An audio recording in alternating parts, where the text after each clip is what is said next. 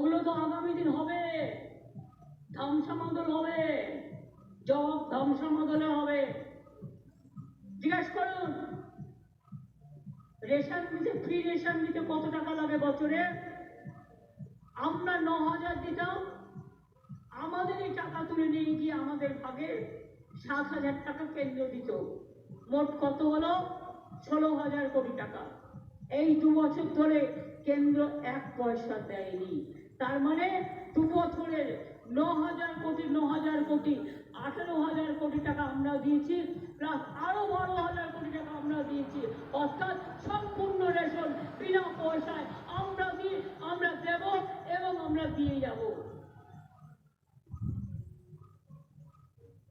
কোর্টে নাকি কেস করেছে, বাড়ি বাড়ি রেশন দেওয়া যাবে না। কেন? শোনা তো রাত কেন?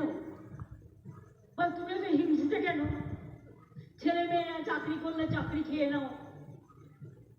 মানুষ খেকো বাঘ নাম শুনেছেন, চাকরি খেকো বাঘ শুনেছেন?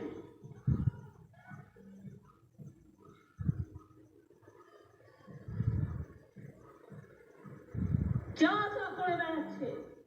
আর এবার আসলে বাই চান্স যদি আসে, আসতে দেবেন না, সর্বনাশ করে দেবে। কেউ বাড়িতে থাকতে পারবেন না। এনআরসি আপনাকে দূর করে দেবে, জেলে রেখে দেবে।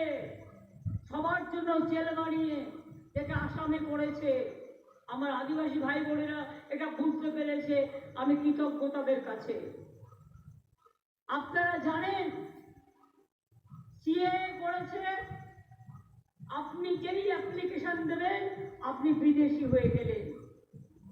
আর একটা আইন নিয়ে এসছে, uniform civil code. Indian penal code উঠে গেছে, কি যে করেছে ভগবান জানে।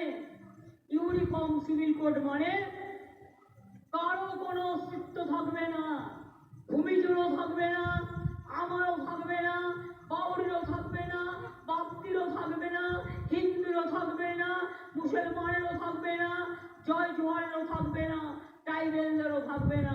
এটা মাথায় রেখে দেবেন। দেশে কেউ থাকবে না, উনি একা থাকবেন।